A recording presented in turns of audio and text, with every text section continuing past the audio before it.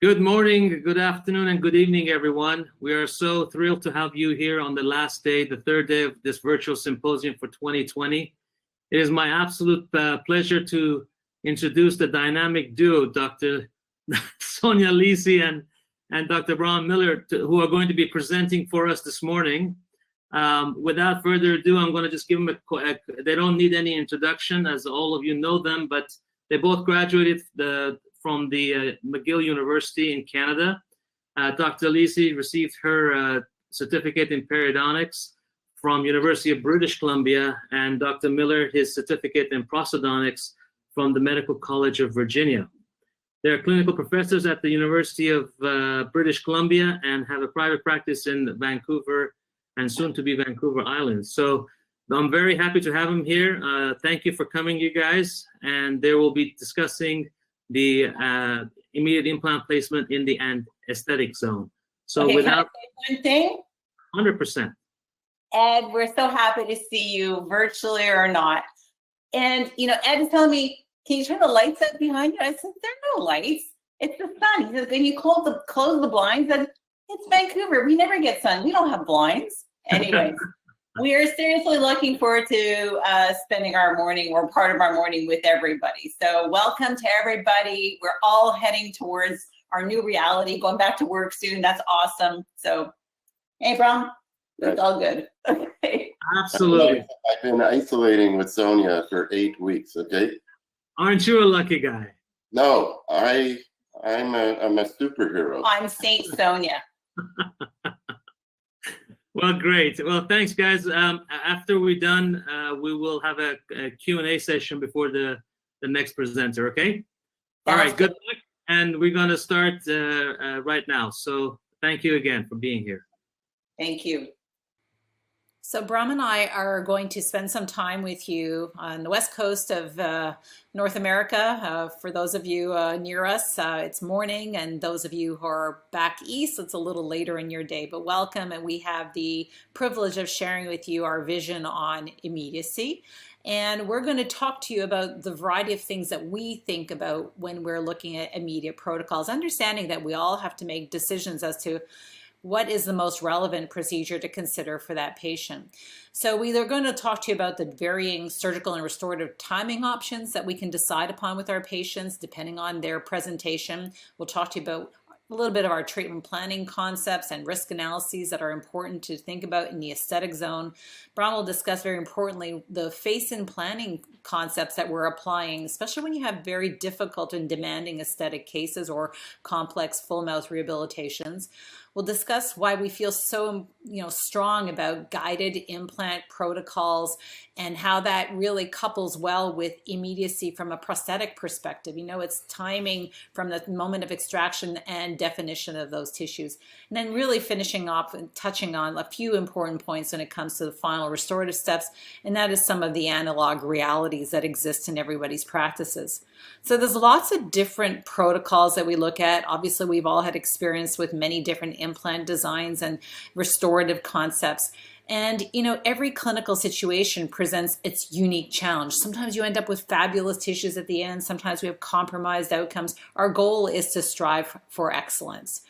So in our approach to looking at timing options, we look at some cases are suitable for immediacy. Some cases we may look at early or more conventional surgical and restorative protocols, especially when you look at a small aesthetic zone, not necessarily full mouth rehabilitation. They present unique challenges.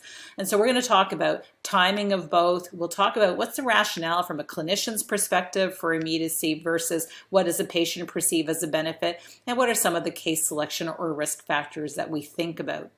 So treatment timelines, if we look at our history, we've been in practice, coming up to close to 3 decades, and we've seen every one of these protocols, which we still sometimes have to apply into our practice.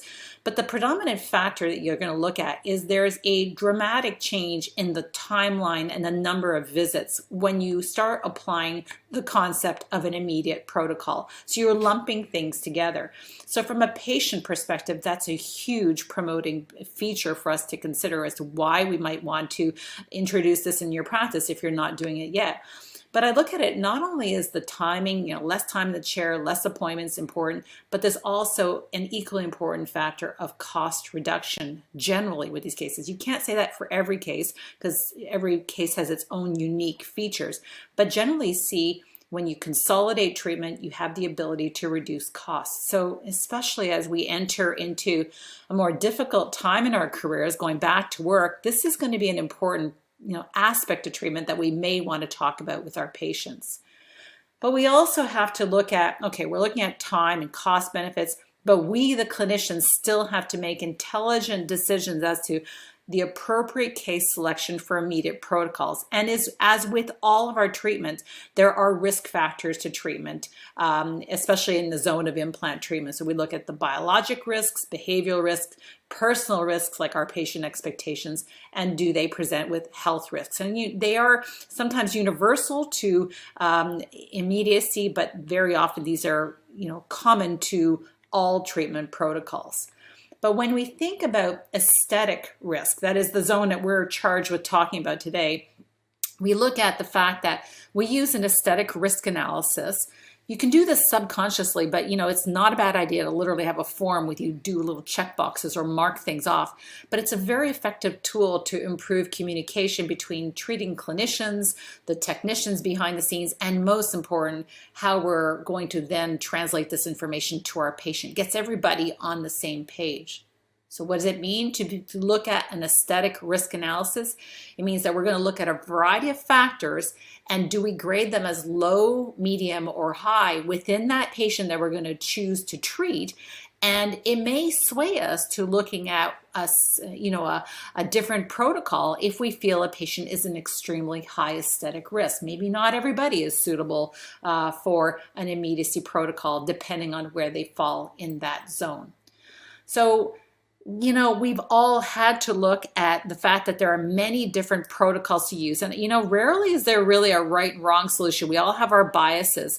But when you talk about immediacy, it may not be the same language that I use. When I'm thinking about immediacy, it sometimes refers to, yes, immediate placement at the time of tooth extraction, but it may also correlate with immediate restoration. They can happen together, but they can happen at different time points as well. So you see the permutations of or combinations that we might select in the treatment options that we're presenting to our patient. What's also important to look at, though, is that you have to understand that some of these areas, there may not be a strong clinical documentation to validate or support the treatment protocol that we're talking about. And that's important because I'm going to a patient and I'm going to explain to them the risks, the pros and cons of their treatment.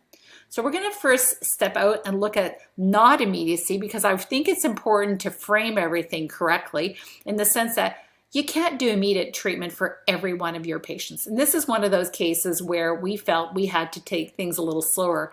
You'll notice that she's in clear aligner treatment. We've had some space appropriation to deal with a congenitally missing lateral incisor. She'd been wearing a Maryland bridge or a bonded restoration for a long time. I've worked her up here. She's not actually done her orthodontic treatment. She's close to the end of treatment, but the orthodontist has said no further movement will occur in this area. So my plan is to prepare the area to receive an implant. I'm doing it as conservatively as possible, which means incisionless surgery, little punch, prep and place my implant. This implant actually will have very good primary stability, and it is one which you may say could be provisionalized, but we've made a decision against provisionalization, bearing in mind that the patient is still undergoing her orthodontic treatment plan. You can see her bonded attachments in place. Then post-integration, we go on to the provisionalization. And Bram's going to talk to you in a little bit about our vision as to what do you have to think about when you're provisionalizing your patient. But the goal is take a nondescript little hole that was created by a stock healing abutment and start to mold and sculpt and define the tissue architecture. Our vision is that this has to be done in the aesthetic zone. We don't feel confident that we will always create the aesthetic outcomes at the end of treatment that we want if we went from healing abutment to definitive restoration. So here where we took that intermediate step, but yes, in a slower protocol, we end up with the longevity that we're looking for, the aesthetics that we're looking for. So, you know, it's okay sometimes to do things a little slower. And if you look at what her radiographic profile was as we go over time, you can see the space appropriation created by the orthodontist, and then my more delayed, very traditional protocol, but giving her an extremely good outcome.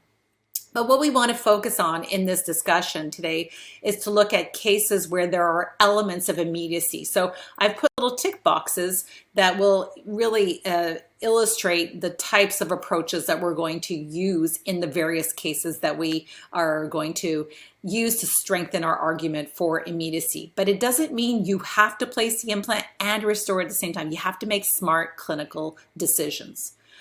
So what does it mean to think about immediacy? Well, the first thing I think about is the concept of surgical immediacy. And there's a lot of factors that I better be thinking about to prepare my patient ahead of time so they understand what the protocol is all about. Now, the first thing is immediacy to me means you extract a tooth, you place an implant at that time. You're going to do things to hard and soft tissues to deal with defects associated with the extraction. And then I put in brackets there, ideally I'm going to guide the soft tissue architecture.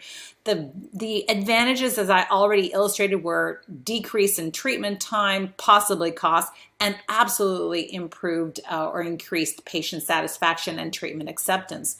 So your literature, though, is going to tell you that certain people are really good candidates for this type of treatment. And I've highlighted this under that little green box, which says this is the best case scenario. These are low risk patients. This is where immediacy is safest and most predictable. But under the red column, this is what your literature would say, those characteristics make the patient less suitable for this type of treatment. And I would say I don't necessarily agree, other than that little red box I've highlighted, which means that you extract a tooth, there's so little facial and palatal bone, and very difficult in some of those cases to get good implant stability, even with some of the great designs we have today. But importantly, there's no room to bone graft. And you have to remember, bone is so important. So, you know, literature says it's risky to do those under the red category. In my experience, if I have bone that I can, work with, I will still tell you I still think it's predictable. And in my hands, I feel it's advisable to actually consider it because this is the time where I can take charge and truly control the tissue architecture.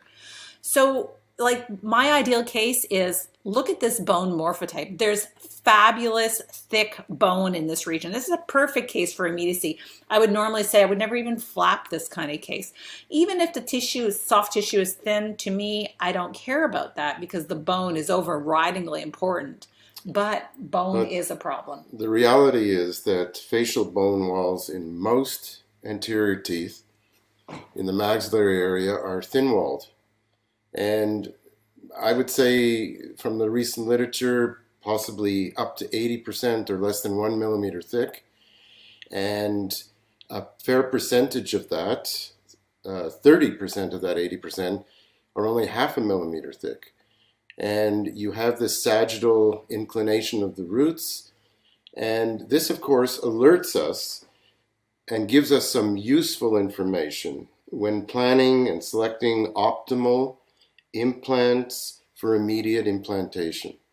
And, it's also very instructive on how you actually carry out your procedures within the concepts. For example, how you're carrying out extraction procedures, so that this facial cortical wall, which really acts more like a natural membrane if you can preserve it, will also allow you to do minimal surgery.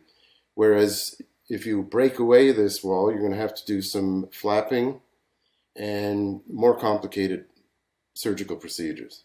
Right. So I look at that like Brahm does. You can see very thin bone. And how does that translate is into often these kind of clinical pictures where you have, either you got very large dehiscences or fenestrations, and they can complicate immediacy. It doesn't obviate it. You can certainly still consider it. But the reality is when we start looking at literature, the literature doesn't give us clear guidelines as to what kind of defects are suitable for immediacy. It's a very subjective decision point.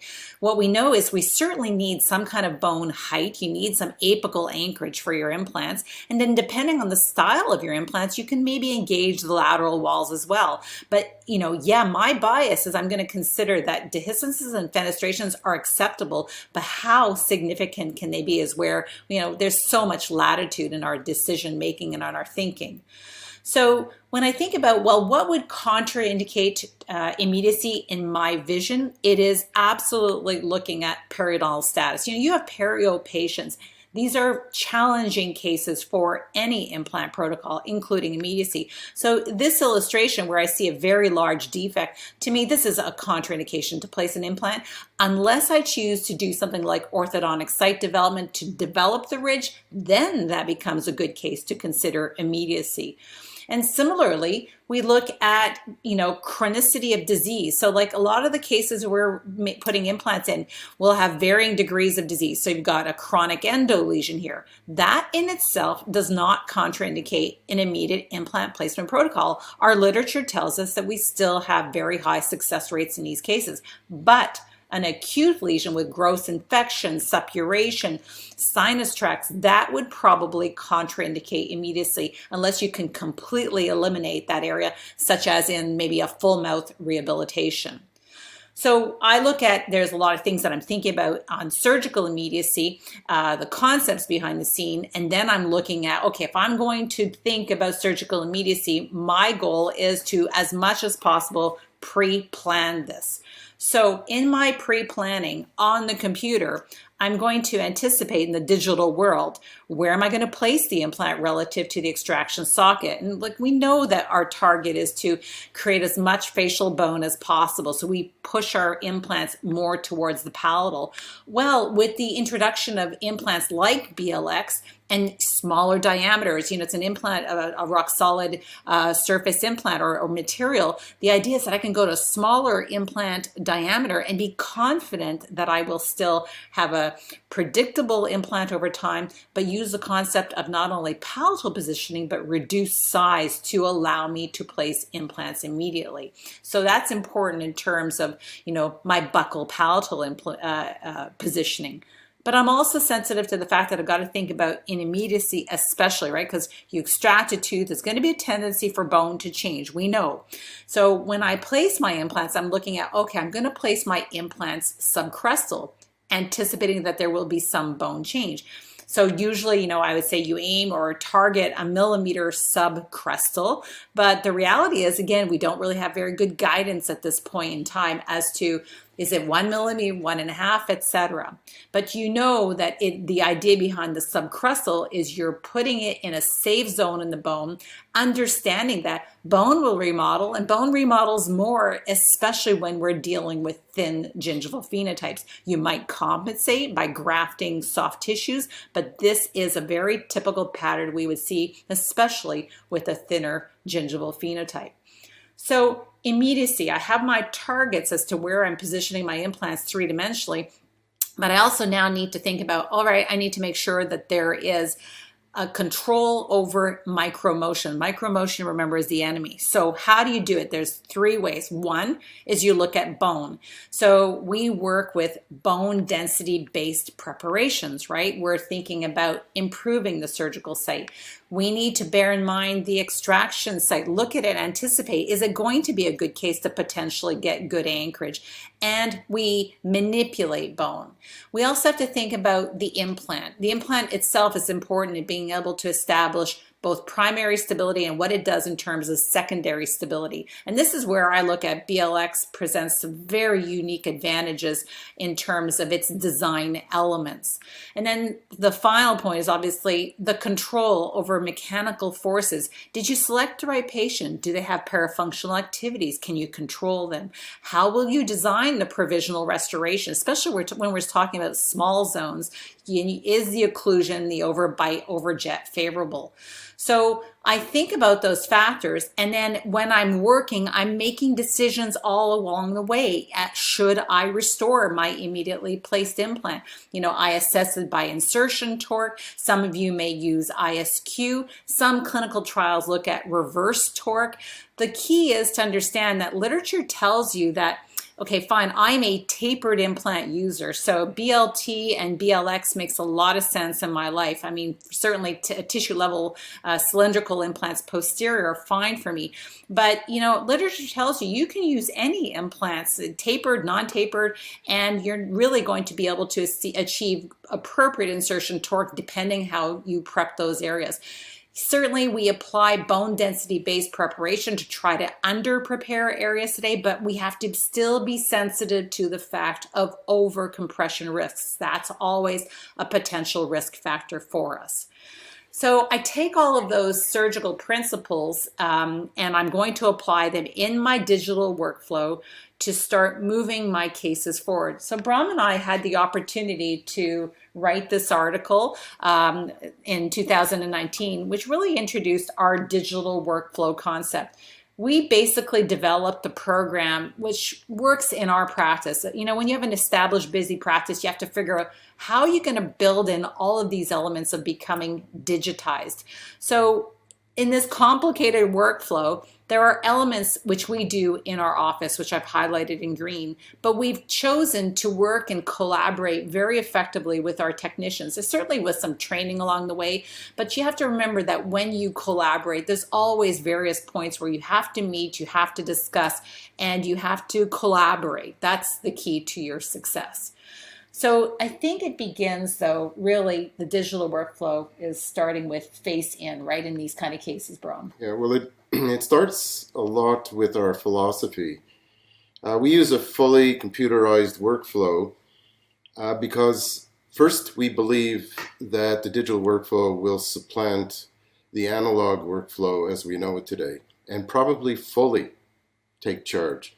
The second thing is we use it because we're certainly interested in quality, we're interested in high precision, we're interested in the economics for the patient, we're interested in the fact that the patients will understand what the treatment suggestion is and will become more involved during the treatment process. So it enhances the ability of everyone, the surgeons, the restorative dentists, the other specialists, the technical team, to collaborate in the treatment planning and the treatment process. And even though we don't have a lot of time in this particular presentation to go into the minute details, you get a sense that most of the training that I had as a prosthodontist was kind of mounting models as best we could, doing nathological tracings, handing this off to the patient on an articulator, and maybe the patient understood what was going to happen. I think what's important here is that we need to involve the patient's face. We need to involve the realistic situation so that they can view from a face-on and view from a side transparent view what exactly is their starting situation and what are we proposing as an end result. So how does that tie in to what Sonia does for me? Well, it certainly gives her a good understanding once all the occlusal planes are set up and the teeth are arranged that she can then go ahead and plan her implant positions. So as a case in question, we'll just take one example. You could see from the photos that the dentition is, I guess you would say, highly restored. Multiple missing teeth, a lot of crowding, an unfavorable occlusal plane, and very difficult to develop a proper overbite, overjet, and what we know is a proper disclusion.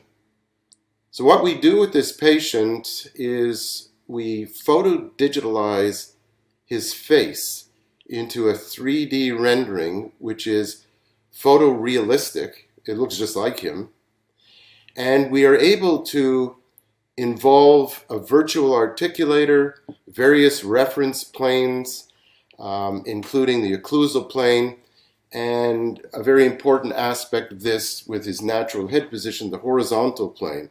And it allows us, obviously, to do a variety of things that we would have to do from a static wax-up. So we can establish incisal length, or tooth length, incisal edge position, the proper occlusal plane, proper reference planes, as I mentioned to you before. So what we did with this particular patient, we did some initial orthodontic treatment. We have kept some hopeless teeth because they're used in anchorage. We've rounded out the arches, and we've established a better occlusal plane. Right, and you remember that, you know, this is not necessarily an appropriate posterior case for immediate implant placement. This is a perio patient, so we want to convert the environment that we're working in. Right, so what is the patient actually looking at here? What are we looking at? We are looking at the exact position of his jaws and his teeth behind his lips in his face. And that's very hard to judge on a an articulator, which we're most used to using with plaster models and whatever we were doing to them. So the patient we're in discussion with the patient at this point. We are establishing everything we possibly can, or about to, that we will actually carry out in the treatment of this patient. So we can do this in a variety of ways. We can prep teeth if our teeth are involved. We can incorporate tooth libraries. We can do individual wax-ups virtually.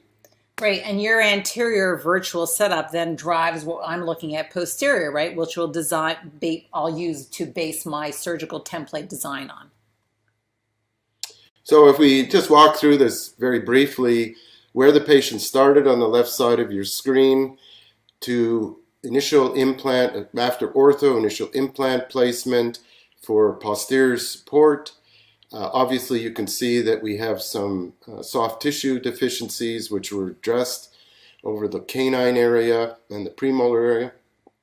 And then finally placing the patient completely in the provisionals, which he will test drive. And these provisionals have been carefully designed according to the digitalization process that we put him through. So we have all of the MIP, we have the right working, the left working, and we have the appropriate occlusal contacts. And of course, we have the opportunity to make minor changes. This is what the patient will or will not accept moving forward to a final outcome. So that face-in planning sets the framework, in a sense, for everything we're going to do intraorally. So intraorally, certainly Brahm's vision of the restorative solution will guide what I'm going to do for him surgically. So a lot of you are still probably more in the analog world, and that's totally okay. And this is kind of how I look at the time frame for the analog world. But if I switch that over and look at what my digital world means, is my digital world means that I have certainly at least one less appointment, and I am placing an implant guided, and I'm delivering a provisional restoration at that same appointment. And instead of impressing, we may be scanning here and there along the way. So it's a more certainly technologically based workflow. It's less time. It is perceived as a very positive experience from our patients. So the starting points are based on a virtual tooth design. I plan my implant placement. I do this collaboratively with my technicians behind the scene. And the aim obviously today is in screw retention. You can see here, obviously, we've got implants that have been planned in a restoratively defined position. And that's the goal all the time. The planning will drive the design and the fabrication of the guides. Again, for my practice, I've chosen to delegate this to being done by my technicians. It is done for anything from one tooth to a full arch to be treated to cases which we will edentulate. So, not only are we using our virtual plan to define our surgery, but it is used to define provisional restorations as well. Right. So, like Sonia mentioned to you before, and I'm quite successful with this, and we are quite successful. We believe strongly on the provisionalization stage and not having to do an unusual amount of resective technology to develop a transmucosal emergence, or what we call a subgingival prosthetic envelope. Right. So, my eye to this goes to the fact that I did not provisionalize on day of surgery here. That's a negative because I didn't start the shaping of the tissue for you. And so the objective here is like taking very flat, blunt interproximal papillae and developing an appropriate emergence profile. This is probably 12 weeks out. And then this information becomes invaluable to the technician because we can scan the emergence profile, we can scan the scan flag or scan body, and transmit this information to the technician, and there's no guesswork.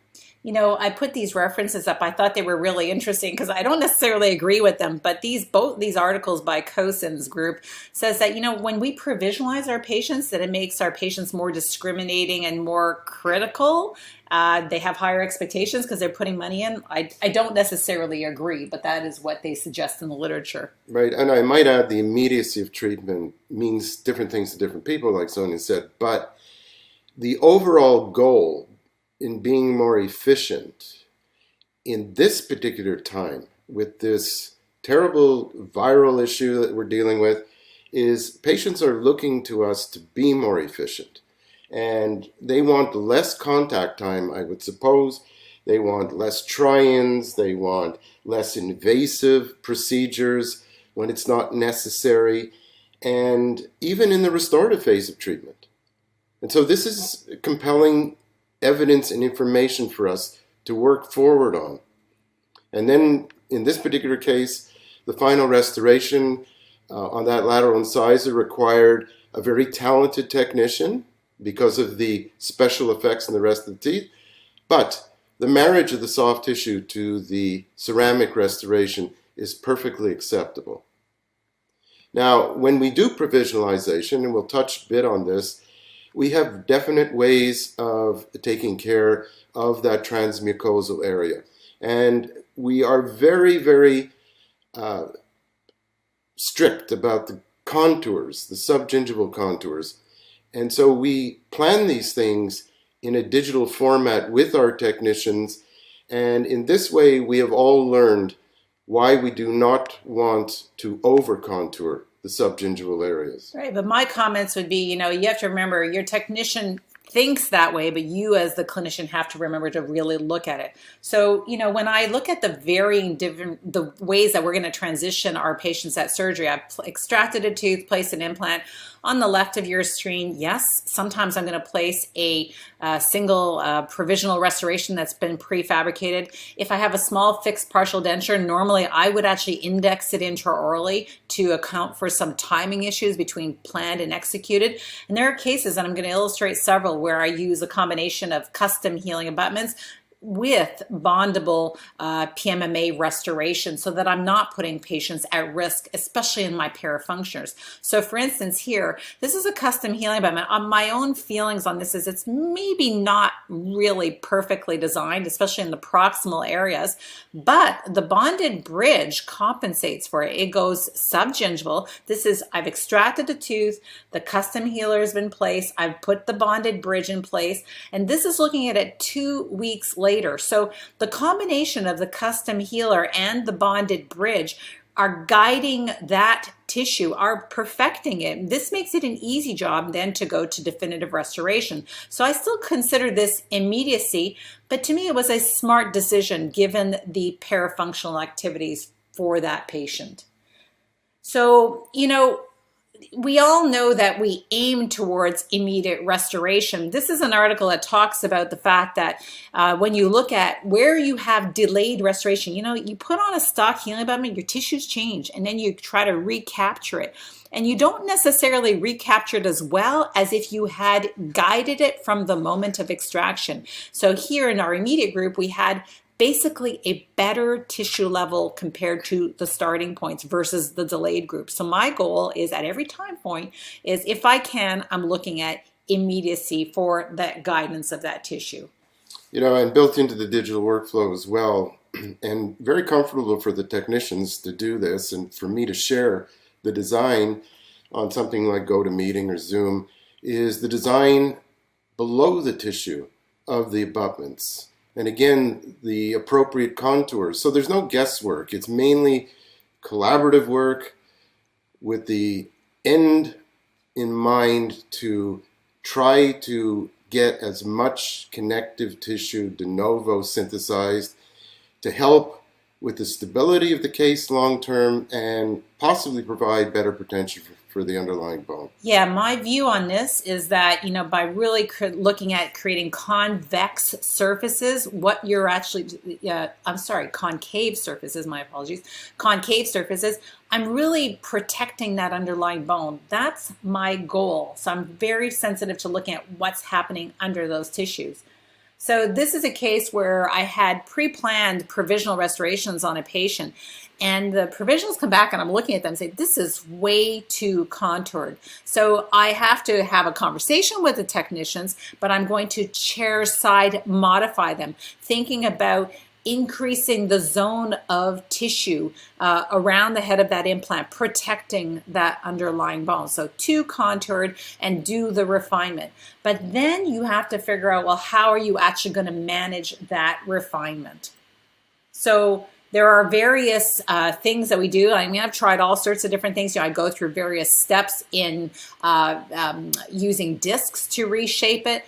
This is an article that kind of made me sort of sit back and think, okay, I better be more clear about what I'm actually doing to my provisionals when I'm making chairside changes to them. Because I was going through a variety of finishing discs, but really, realistically, that's okay. But maybe I should then be polishing them carefully at the end of that and then cleaning them off. So, no, chlorhexidine doesn't work really well from a cell adhesion basis. And I used to, yes, we used to put things in alcohol and let it, dry off or evaporate, but really the best way today is you highly polish something and then you steam clean it. You need to make it biocompatible, especially when we're looking at immediacy. I want tissue, the maximum tissue health in that area from the moment of surgery.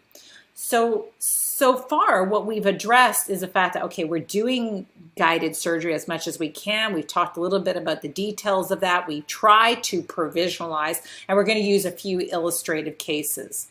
So we start first with a case that we are going to edentulate, and then we're going to move into smaller cases.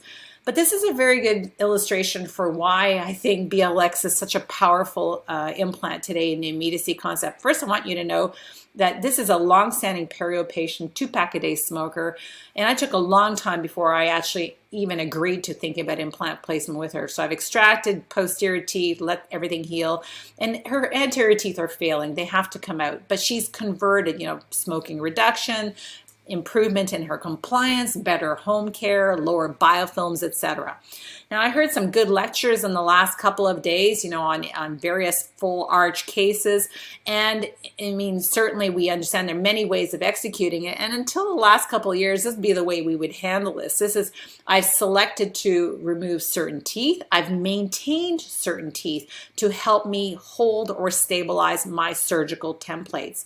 So I am using a bone-fixed surgical template assisted by two of her existing teeth. This will improve the positioning or accuracy and precision of my positioning of her surgical guide to make sure that I'm prepping everything as accurately as possible.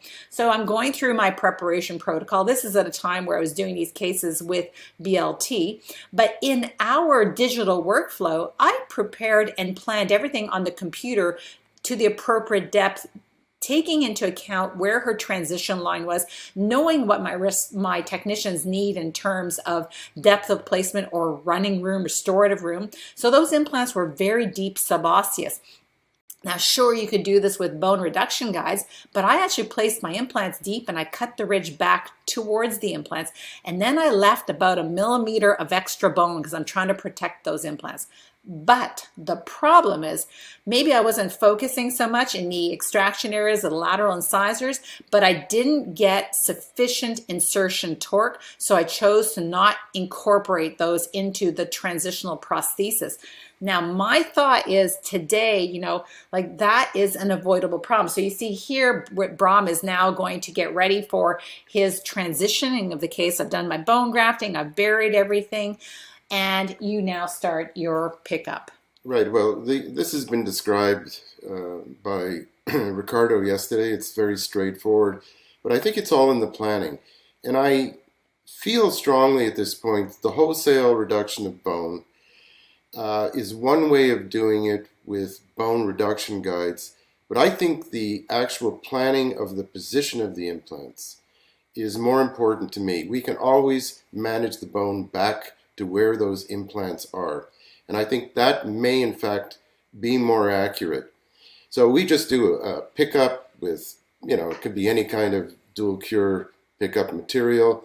The one I actually like is something called Easy Pickup from GC. I think it's from GC, I'm not sure.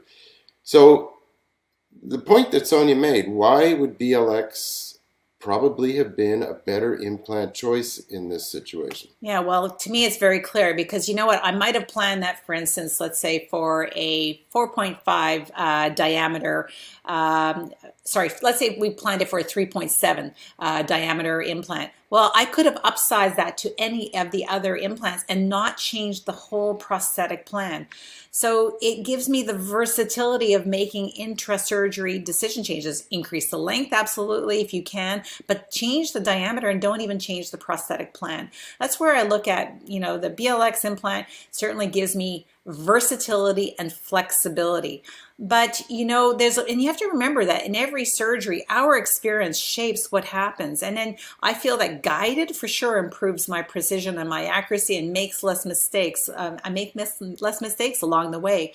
And this implant has some unique elements. I mean, we heard of Fear talking about, you know, the thread design, the core design, how all these elements contribute to our ability to achieve the primary stability that we're looking for, as along with all the secondary stability factors, including surface technology. And so we finished this case. Most people who do these kind of cases know what they're looking for. I personally do not do acrylic restorations. I do them as provisionals, but the final restorations are all in ceramic. And in this particular case, we have posterior implants, so we don't have a problem with cantilevering. Where we need to cantilever more to fill the buccal corridor, we mill a precision titanium bar and we resin bond it into the monolithic structure. And that way we can get around this. So, you know, do I like these restorations? I like them if they're properly done. They have to have a proper undersurface. Patients have to be trained how to clean. And periodically we remove them to make sure that everything is actually going that way. Right. So, you know, that case illustrates very clearly in my mind and my thinking for the future as BLX would be the implant of choice for the fact that it gives us the flexibility as well as the high primary implant stability. So the other areas, obviously in our practice, we're doing a lot of single and a lot of partial edentulous in all areas of the mouth and in an anterior region to illustrate, you know, BLX has a very important role today in my immediate practice. I used to be BLT, but I will admit, I have moved over towards the BLX implant. But the key to all immediacy is care in how we extract teeth. Leave behind a pristine extraction site. Give yourself a chance of really placing the implant as you had planned it. So I'm illustrating here using a vertical extraction tool. This one is called Benix from the company Meisinger. It is used to vertically traction and remove a root. The beauty of that is there's no luxation, no damage to your cortical bone plates. It increases the chances that you're going to place your implant immediately because you can plan it, but then you can be ravaging in how you extract a tooth and obviate your ability to place it. So this is a case where we have a very deep oblique fracture on the palatal aspect of that tooth. I've cut out the contacts. I've very carefully extracted this tooth through rotational movement. And, you know, my eyes always go to the fact that as soon as I extract a tooth, I notice, oh, there go the tissues. They're slumping. This is the benefit of immediacy, is you want to re-support it. So my protocol is, yes, guided surgery. I have inspection windows and a variety of elements designed in here which let me verify my guide is properly seated. What I'm thinking about, obviously here I'm looking at this is BLX preparation. You're noticing that I'm holding my key as I'm drilling in the area, but the reality with the BLX peak master cylinders is that technically it allows you to work more hands-free. So although I'm in the habit of holding that drill guide, I don't really need to at this point. So I'm going to place my implant, and I'm going to do a variety of other things that I do with so many other surgeries, just like you do. We're going to bone graft our residual horizontal defect. My goal was I planned an implant to allow me to graft at least 2 or 3 millimeters of facial bone. So here I'm using my sticky bone. The unique elements of this implant, as you can see how it's mounted on the carrier here. So I'm going to snap that off. And then you're going to notice that once I snap the implant into my delivery tool, whether you do it by hand or with your motor, is I'm going to insert my implant to a determined torque and to a determined endpoint or a reference H-stop. Now, again, you may choose to place a provisional crown. I chose here to have a lab fabricated custom healing abutment. What's unique, you can see there's an orientation dot indicating facial, and you'll notice that I create these with a non-engaging base. It gives me a little freedom of movement to place it and orient it correctly. So, because remember, there's no perfection. You plan something, you execute it, there's subtle differences. So when you look at these images, what your eyes should go to is, okay, I've made a small mucosal incision because I needed to graft that area external to the ridge crest. I've done some bone grafting of the residual horizontal defect, but I'm going to apply a connective tissue graft because she's a little bit thin on her phenotype. And I'm going to take a connective tissue graft of very good quality. So I hunt on the palate for the best quality possible, whether it's the palate, the tuberosity. And yes, I have some experience in these areas also using allograft. So the Straumann dermal allograft would be very suitable substitute to use in these types of areas as well. Surgery has just finished. You see her custom healing abutments in place. I've sealed it with Fermit. I have done this with minimal incisions, and I've bonded a one-wing provisional PMMA restoration to her lateral incisor. And when you can see this here as viewed at 3 months of healing. That's really uneventful healing. That's what I'm looking for. And you can achieve this with a variety of ways to transition your patient. So I consider this a version of immediacy. Certainly it was immediate placement and it was immediate tissue guidance. So the goal of these custom healing abutments is exactly the same as the goal of a provisional crown. It is to define the marginal tissue, or in the case of immediacy, to maintain what the tooth had created. And they can be you can maintain it equally effectively, but with the advantage of no loading, especially for those patients who are deemed to be a little bit riskier from a loading perspective. Well, here we go. We're going back to the analog world. So even though Sonia and I are totally immersed in the digital world, from planning through surgery, through restorations, involving the patients as much as we possibly can, we unfortunately, because we don't have haptic guidance, we have to deliver things. We have to make so-called decisions at the time of planning, and we have to do what we have to do at the end, and that is give the patient the final restoration. So we, as non-surgeons, can be judged.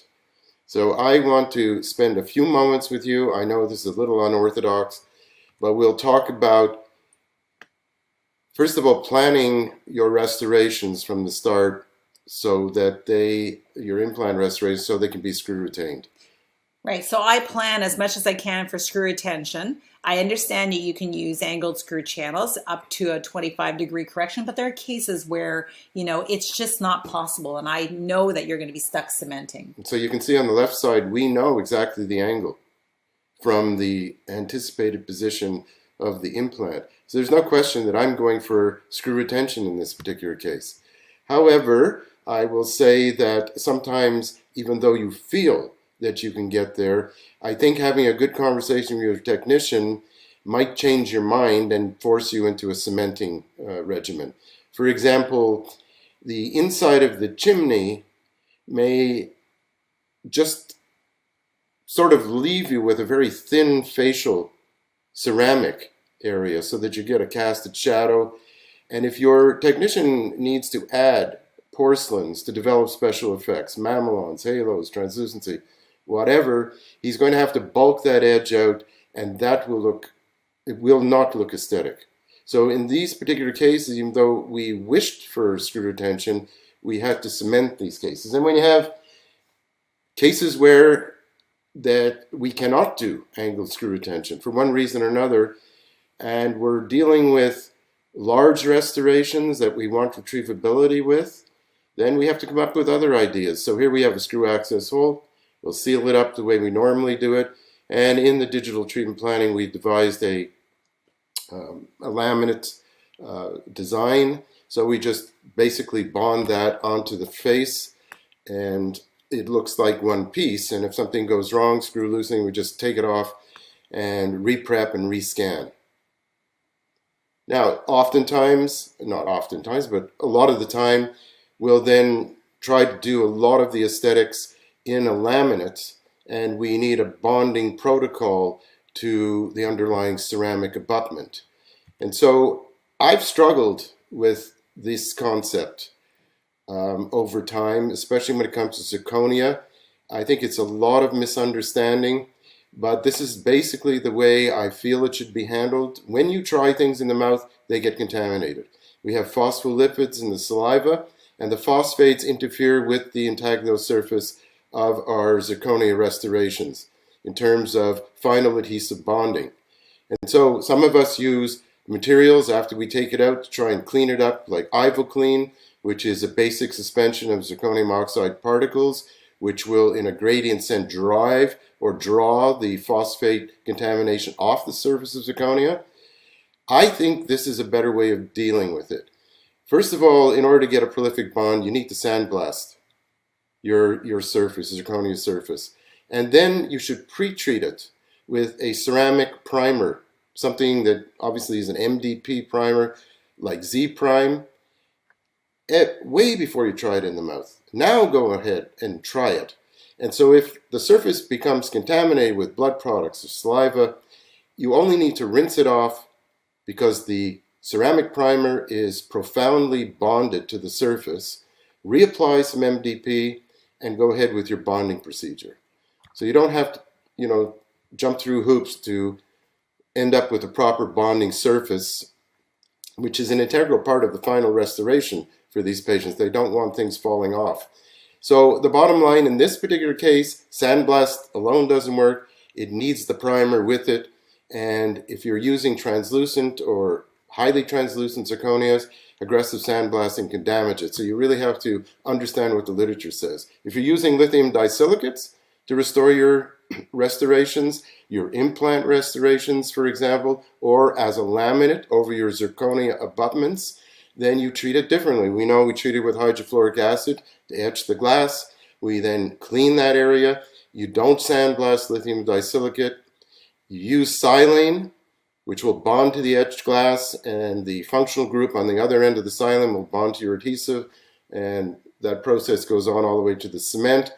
And you would at this point in time, be able to try that into the patient's mouth, okay? Because no matter what the contamination in the patient's mouth, it will not affect the bond of the silane to the surface. You need only to take phosphoric acid, if you wish, clean it, rinse it. You don't have to silanate it again.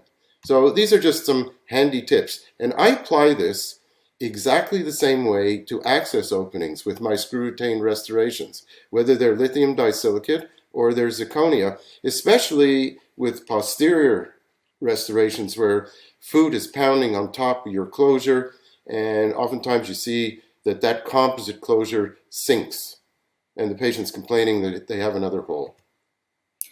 So what we try to do is certainly give you a whirlwind tour of how we collaborate. Certainly we feel that immediacy is important in many areas of the mouth. We haven't even talked about posterior where it's equally important, but certainly in the aesthetic zone.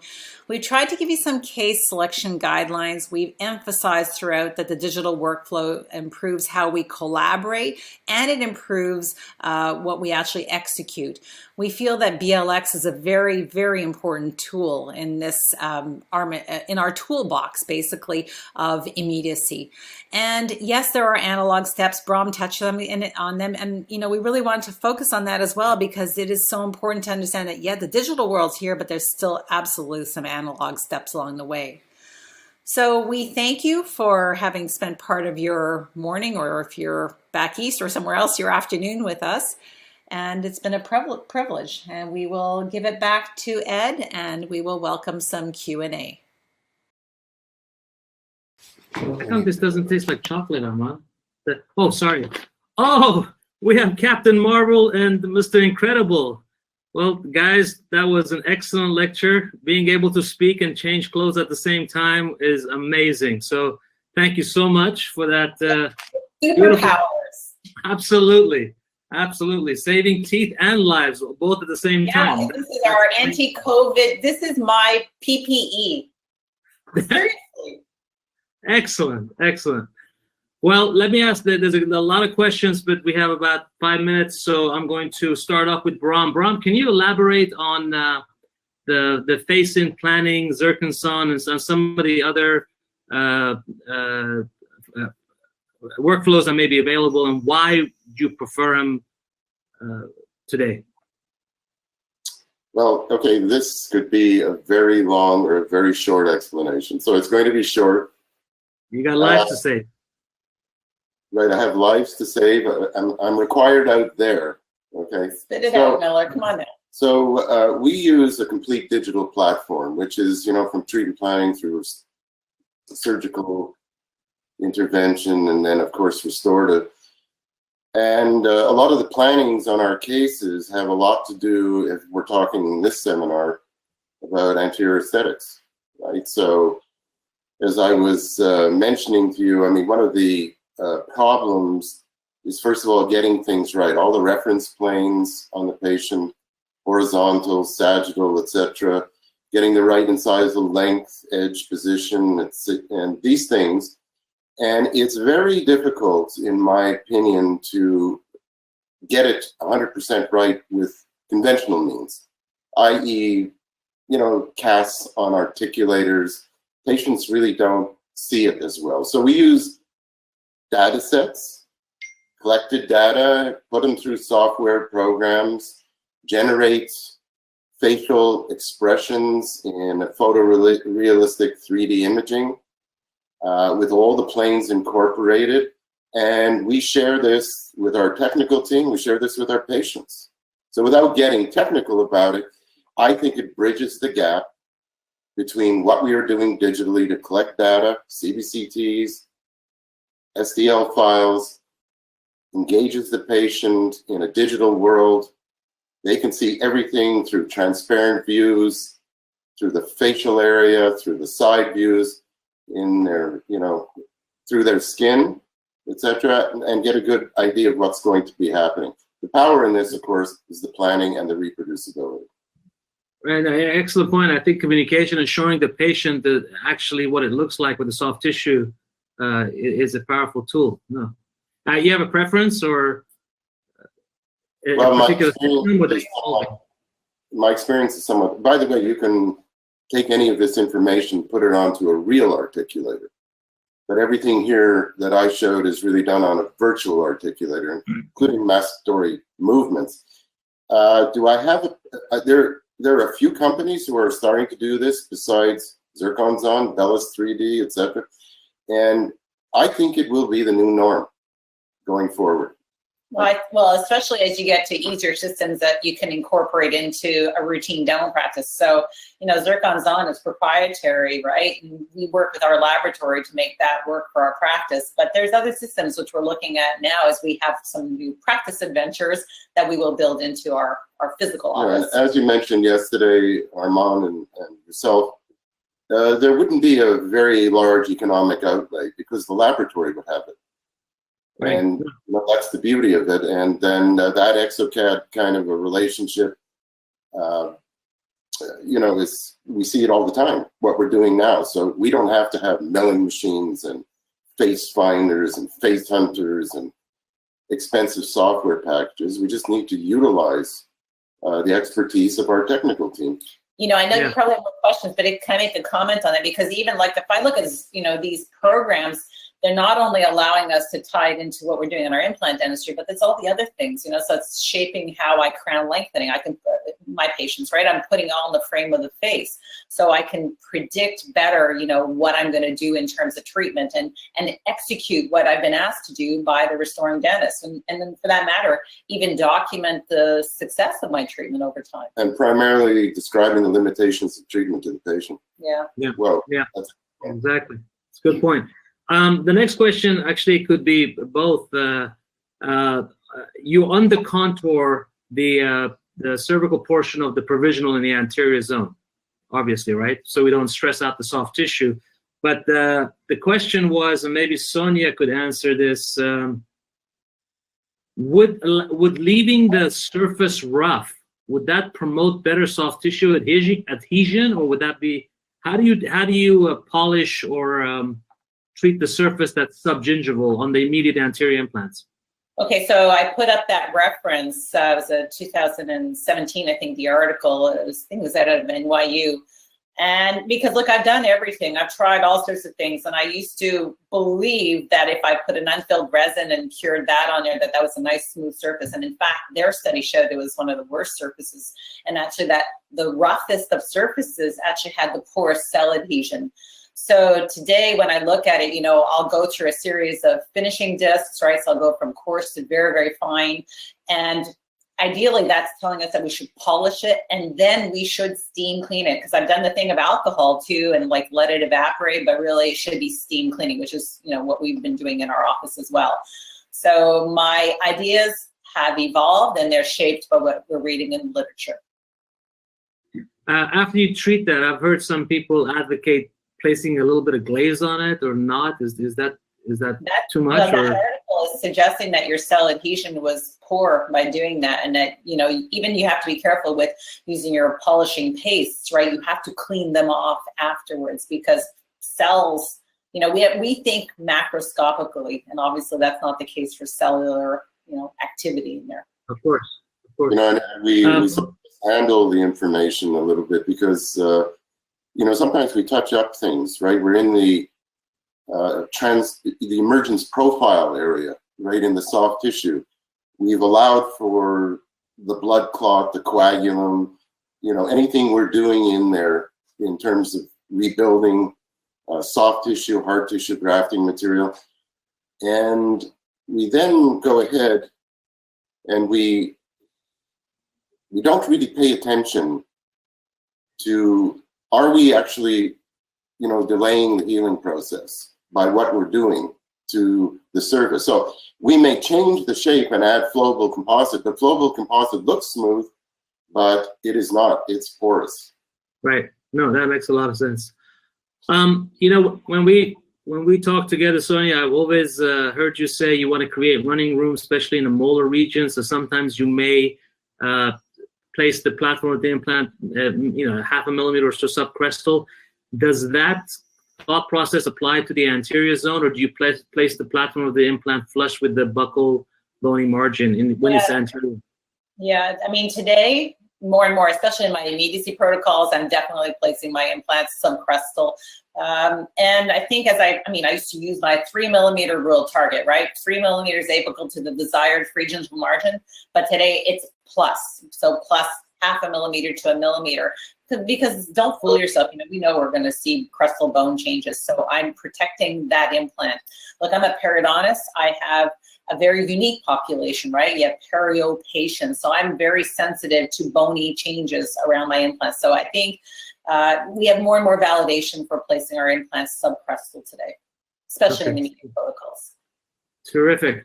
Bahram, can you explain why when you use the monolithic teeth, you actually fitted a framework into it. I think Yeah, it's part of. This is specific to cases where you want to fill the buccal corridor. Patient, you can see if it looks like you don't have a cantilever. When you're using these all ceramic frameworks, you have to rely on the fact that the patient has the right occlusion, the right forces for the longevity of that framework, right? And if I need to cantilever beyond my comfort zone, then we mill out a precision titanium insert, right, in concert with the all ceramic substructure, and we resin bond that in there, and that obviously helps me with that cantilever. I can extend it a little further without a problem. So you're counteracting the tensile forces that might fracture the cantilever on the zirconia. Yeah, that's it. So yeah. I mean, that's pretty obvious. That is one common problem with all ceramic cantilevers. Yeah, yeah. Well, I could stay all day with you superheroes, but I have to ask one last question from Princess here. How often do you do a connective tissue graft with your immediate anterior implants? Okay, so if you asked me that 10 years ago, I would have said almost all the time. And today, I would tell you that it depends on what I anticipate in terms of the the bone architecture and the facial. So if I have planned my implants carefully, an appropriate size so that I'm targeting at least 3 millimeters of facial bone. You talked about it 2 days ago, I think in one of your, or maybe it was yesterday, I can't remember which day, but in one of your lectures about, the fact that bone will change. And so we're grafting. I will, look at autogenous grafts a lot of the time in my implant cases still, if I have an extremely thin phenotype. But if the facial cortical bone is reasonably thick, I will not graft those areas. I've got some wonderful results to look at, accept the thin phenotype. It is really beautiful as far as I'm concerned, and don't add a graft if you don't need to. So when you realize SpaceX is calling us, I mean, Elon Musk has been on the phone. We have to go. Absolutely. So, hey, just because of the time constraints, thank you so much. We really appreciate you guys joining us and giving us a fantastic lecture. So on behalf of everybody, thank you so much. And we're going to now take a 1 or 2 minute break before we have our next speaker. So thank you, guys. Thank you. Take care. Thanks, everybody.